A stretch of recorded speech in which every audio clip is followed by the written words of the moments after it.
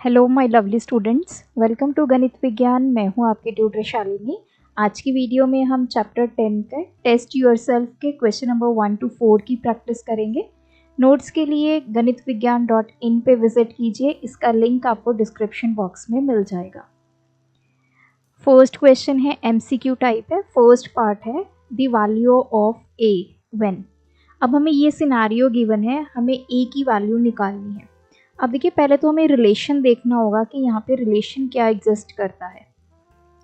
तो जैसे मैंने बताया था कि अगर तो डायरेक्ट वेरिएशन होगी तो उस केस में क्या होता है कि आप रेशो देख लीजिए, मतलब हम डिवाइड करते हैं 2/6, 9/27। क्या इनकी वैल्यू जो है वो सेम आ रही है? यस। तो हमें यहाँ पे पता चल गया कि ये किसका क्वेश्चन है, डायरेक्ट वेरिएशन का क्वेश्चन है। तो डायरेक्ट में क्या होता है, हम x और y की वैल्यूज को रेशो फॉर्म में लिखते हैं, मतलब 2/6 इक्वल्स टू a/18 एंड 9/27। आप चाहो तो a की वैल्यू इन दोनों से निकाल सकते हैं या इन दोनों से सेम ही आएगी। हम फर्स्ट 2 ले लेते हैं, यहाँ से हम a की वैल्यू फाइंड करेंगे। 2/6 इज इक्वल्स टू a/18। सो ये आ जाएगा 2/6 इंटू 18 इज इक्वल्स टू 8। तो a की वैल्यू हमारे पास आ गई 6, ऑप्शन डी। अगर इनडायरेक्ट होता, इनडायरेक्ट में हम क्या करते हैं, मल्टीप्लाई करते हैं। 2 को 6 से मल्टीप्लाई करके देखते 12 आ जाता, और 9 को 27 से। दोनों वैल्यू सेम नहीं आ रही है, तो मतलब ये आपका इनवर्स या फिर इनडायरेक्ट का यहाँ पे कोई स्कोप नहीं है, सिर्फ आपकी डायरेक्ट वेरिएशन यहाँ पे काम कर रही है। डायरेक्ट का मतलब है कि जैसे जैसे x की वैल्यू बढ़ेगी y की वैल्यू बढ़ेगी, अगर x की वैल्यू कम होगी y की वैल्यू भी कम होगी। सेकेंड पार्ट है द वैल्यू ऑफ b। अब हमने b की वैल्यू फाइंड करनी है। अब यहाँ पे देखिए, पहले चेक करेंगे वेरिएशन कौन सी है। 3 को 12 से और 12 को इधर 3 से, तो ये तो 1/4 आ गया और इधर 4 आ गया।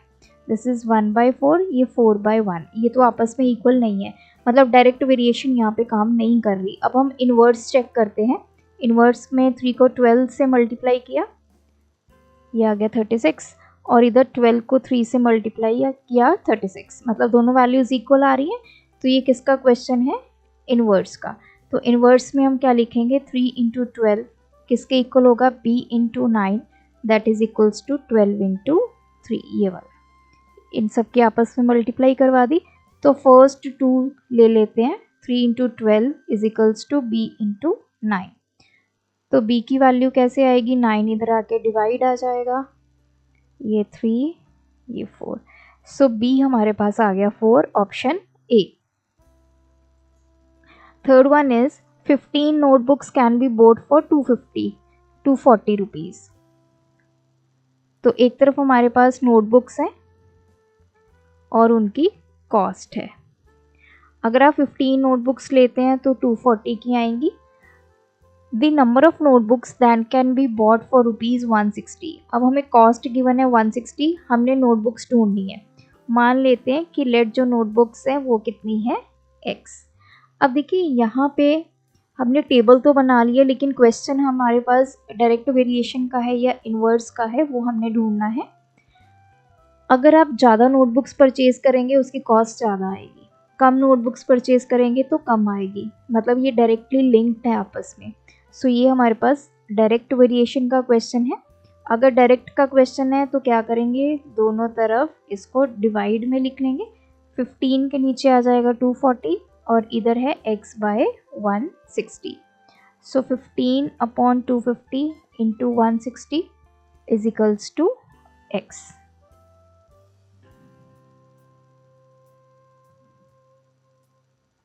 सो ये आ गया 3, ये आ गया 5। x की वैल्यू हमारे पास आ गई 10। तो 160 रुपीज़ की टोटल कितनी नोटबुक्स आएंगी, 10। नेक्स्ट है 6 men can do a certain piece of work in 15 days। 6 लोग मिलके 15 दिन में काम करते हैं। The number of men required to complete the same work in 10 days। अब 10 दिन में अगर काम करवाना है तो कितने हमारे पास total number of men required होंगे, men एंड डेज। पहले 6 men है तो वो 15 डेज में काम करते हैं। अब हमने नंबर ऑफ मैन को फाइंड करना है, डेज हमारे पास 10 है। अब देखिए अगर हमारे पास वर्कर्स ज़्यादा होंगे तो कम दिन में काम को ख़त्म करेंगे, वहीं अगर हमारे पास जो वर्कर्स हैं वो कम होंगे तो वो ज़्यादा दिन लगाएंगे उसी काम को ख़त्म होने में। तो ये इन्वर्स वेरिएशन का क्वेश्चन है। तो मान लेते हैं लेट दी मैन रिक्वायर्ड कितने हैं x, तो इसको x मान लिया। तो इन्वर्स का क्वेश्चन है तो 6 into 15 is equals to x into 10। 6 into 15 by 10 is equals to x। 5 to the 5 3 the 2 3 the x की वैल्यू आ गई 9, ऑप्शन डी। फिफ्थ पार्ट है if x is in inverse variation with y, x और y आपस में inversely related हैं, x की value y की वैल्यू। इसने क्या बोला है, x is equals to 4 when y is equals to 6, y की वैल्यू 6 है तो x 4 है। Find the value of x when y is equals to 12। अब ये आपस में, अब ये वैल्यू हम ले लेते हैं z है तो z की वैल्यू हमने ढूंढनी है। ये आपस में इनवर्स वेरिएशन में है तो इनवर्स का फॉर्मूला यूज कर लेते हैं। We will write 6 into 4 is equals to z into 12। 12 इधर आके डिवाइड हो जाएगा इज इक्वल्स टू z, ये 2, z की वैल्यू आ गई 2, ऑप्शन ए। नेक्स्ट है सिक्स्थ पार्ट, स्टेटमेंट 1 है work done varies inversely to the number of persons at work. तो कहते हैं कि जो वर्क डन होता है वो इनवर्सली वेरी करता है किसके साथ, नंबर ऑफ पर्सन्स के साथ। क्या ये ट्रू है, no this is false. Work done और नंबर ऑफ पीपल जो हैं या नंबर ऑफ पर्सन्स जो काम कर रहे हैं वो डायरेक्टली रिलेटेड है।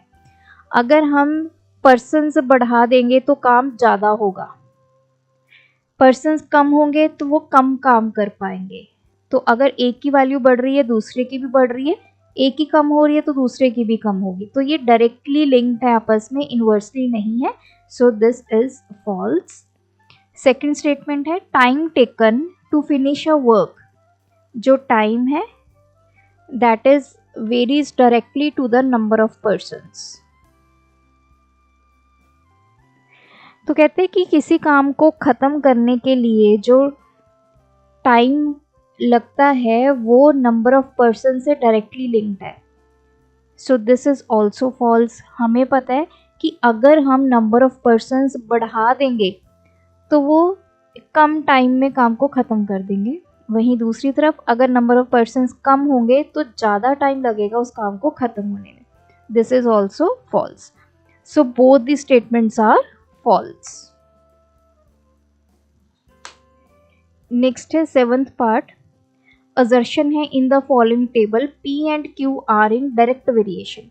तो कहता है कि P और Q की वैल्यूज जो हैं वो डायरेक्ट वेरिएशन में हैं। तो देख लेते हैं, अगर ये डायरेक्ट वेरिएशन में होती तो 3/8, इधर 2/12 और 4/6 आपस में इक्वल आएगा। ये तो किसी टेबल पे नहीं करता, ये आ गया 1/6 और ये आ गया 2/3, ये सब वैल्यूज तो इक्वल नहीं है तो ये डायरेक्ट वेरिएशन में नहीं है।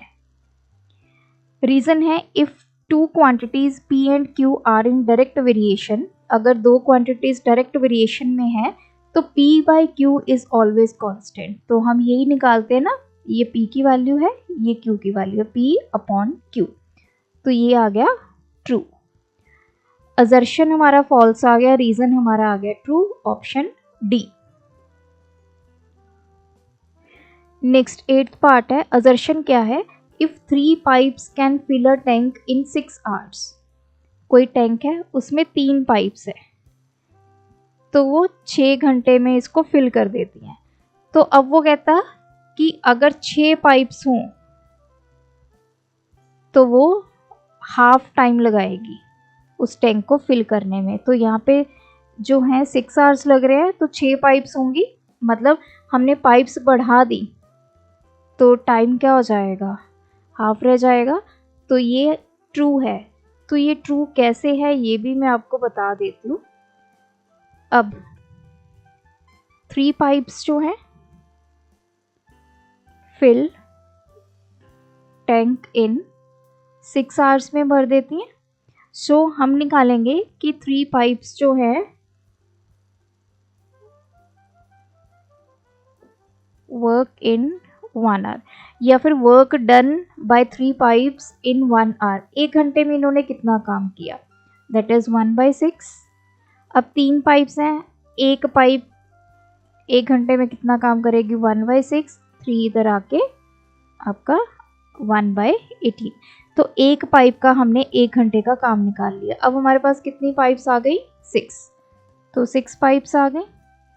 तो 1 घंटे में कितना काम करेंगी, 1/18 इंटू 6, दैट इज 1/3। तो अब हमने time taken by 6 pipes to fill the tank, ये कैसे आएगा, total work upon 1 hour work of 6 pipes. तो टोटल वर्क 1 है अपॉन 1/3, ये आ गया 3 आवर्स। तो इस तरह असर्शन तो हमारा आ गया सही। रीज़न पे आते हैं। Time required to complete a certain work, जो किसी भी काम को करने के लिए कितना टाइम लगता है, वर्क टू बी कंप्लीटेड कितना काम है, अपॉन 1 डे वर्क। तो ये भी क्या है, ट्रू। दोनों असर्शन एंड रीज़न ट्रू हैं और इस फॉर्मूला को हम असर्शन में भी यूज़ कर रहे हैं। सो इसका आएगा option A, both A and R correct and R is the correct explanation for A.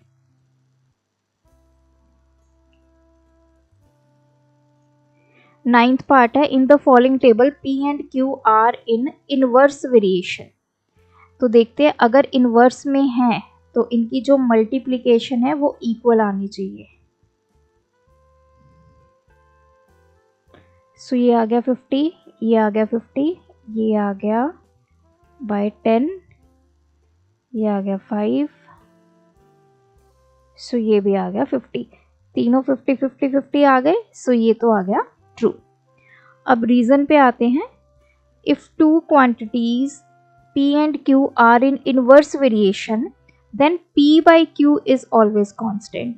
So ये तो आ गया false। P by Q नहीं, P into Q is always constant। इन दोनों को हम आपस में मल्टीप्लाई करते हैं, ना कि डिवाइड करते हैं।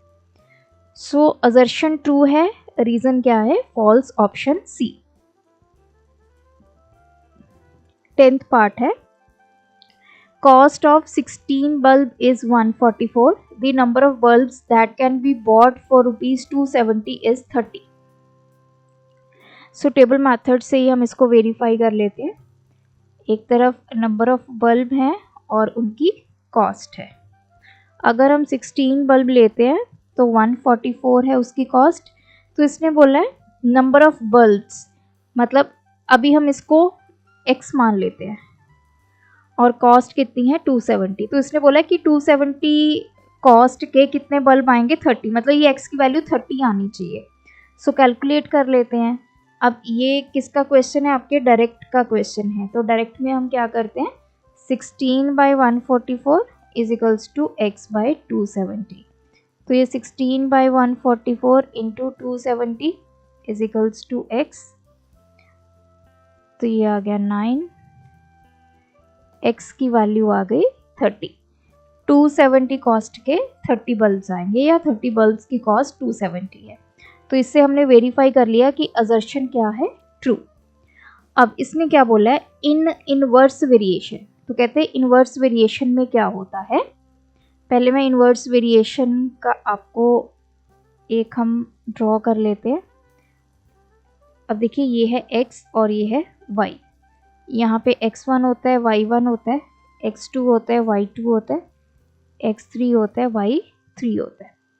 अब इसने क्या बोला है, the ratio of one kind of like terms, मतलब इन दोनों की रेशो। इनवर्स में हम यहाँ पे इनवर्स में अब इसने क्या किया, the ratio of one kind of like terms. तो लाइक टर्म्स लेनी है तो हम इस तरह लेंगे like terms, note this one, इनकी रेशो, मतलब x1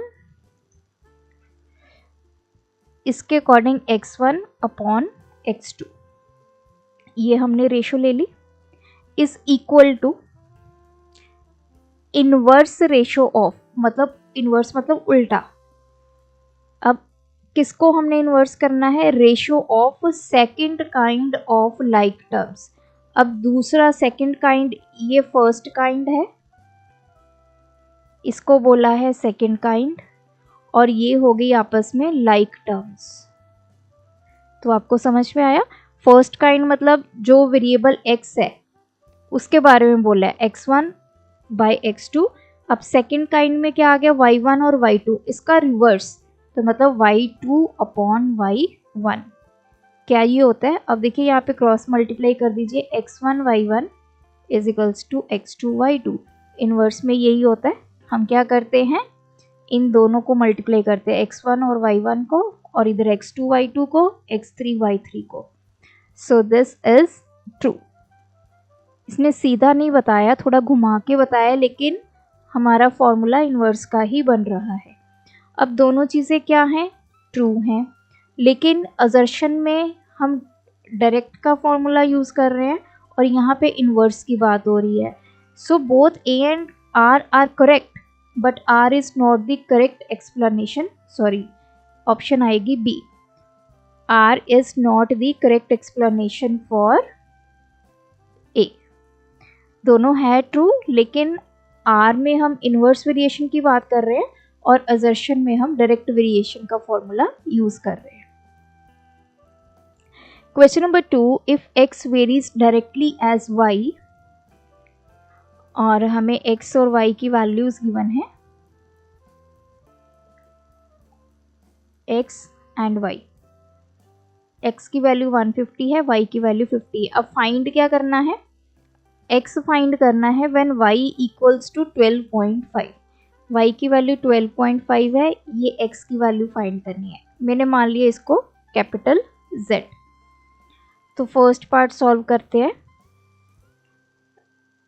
when y is equals to 12.5, तो ये हमारे पास, इसने स्टार्टिंग में बोला है कि x और y डायरेक्टली आपस में लिंक है। तो जब डायरेक्ट होता है तो हम क्या करते हैं, 150 upon 50 is equals to z upon 12.5। So z की वैल्यू कैसे आएगी? 150 अपॉन 50, 12.5 इधर आके मल्टीप्लाई हो गया। सो ये आ गया 150 अपॉन 50 इंटू दिस, डेसिमल मैंने रिमूव कर दिया। सो इसको सॉल्व कर लेते हैं। ये आ गया 1573 बाई 10, दैट इज 37.5। सेकेंड है when x is equals to 75, मतलब अब हमें x y, स्टार्टिंग में ये 150 और 50 वैल्यू गिवन है। अब यहाँ पे x की वैल्यू है 75, ये वैल्यू फाइंड करनी है, ये हमने अज्यूम कर ली z। So 150 upon 50 is equals to 75 by z। So z की वैल्यू कैसे आएगी? क्रॉस मल्टीप्लाई कर दीजिए, 50 इंटू 75, और 150 इधर आके क्या हो जाएगा? Divide.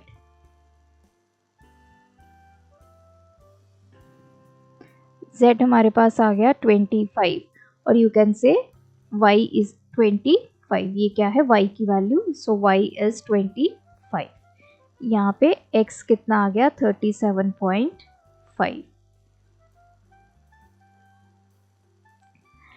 Question 3, x varies inversely. तो यहाँ पे x और y का रिलेशन क्या है? ये इनवर्सली वेरी करते हैं। ये x है, ये y है।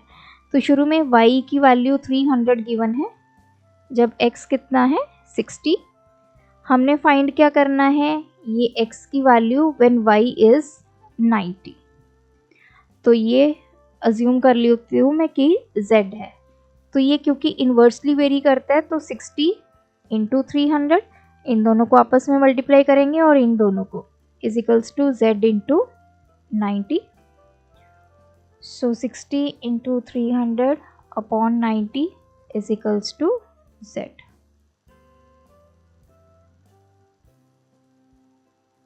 सो z आ गया 200. What is z? That is value of x, that is 200 when y is equals to 90.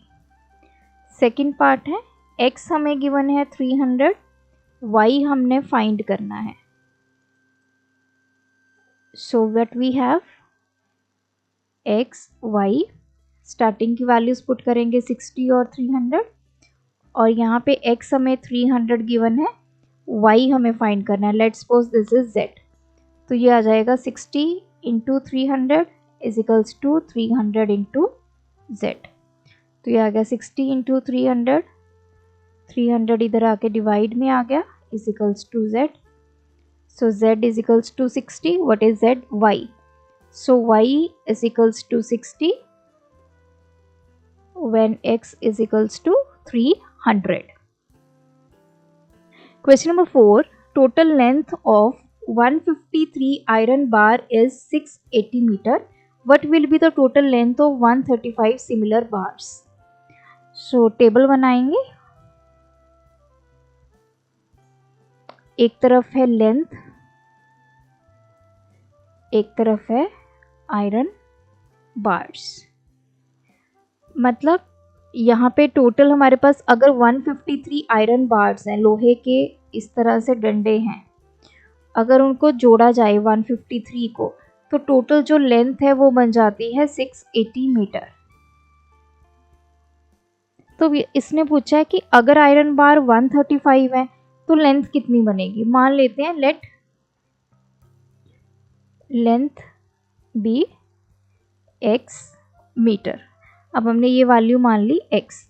अब देखिए जितनी ज़्यादा आयरन बार होंगी उतनी ज़्यादा लेंथ होगी, जितनी कम करते जाएंगे आयरन बार उतनी कम लेंथ होती जाएगी. इसका मतलब ये दोनों आपस में डायरेक्टली लिंक्ड हैं. तो डायरेक्ट वेरिएशन का क्वेश्चन है, उसमें क्या करेंगे, 680 upon 153 is equals to x upon 135. तो 680 upon 153 into 135 is equals to x. अब हम इसको सॉल्व करते हैं. पहले 3 पे चला जाएगा, 3 5 the 3 1 the, then 3 4 the 12 3 5. Now 17 पे चला जाएगा, 17 3 द 17 4 द 68 और पीछे आ गया 0. सो ये 3 1 द 3 5 द 15 इंटू 460, x की वैल्यू आ गई 600. अगर हम यहाँ पे 135 बार्स को जोड़ते हैं तो उसकी लेंथ कितनी आ गई, 600 मीटर. साथ में आपने यूनिट्स जरूर डालने हैं. सो ये थे आज के वीडियो के क्वेश्चंस. आप भी प्रैक्टिस कीजिए. कोई डाउट है कमेंट ड्रॉप करें. Thanks for watching. बढ़ाना है ज्ञान, फॉलो गणित विज्ञान.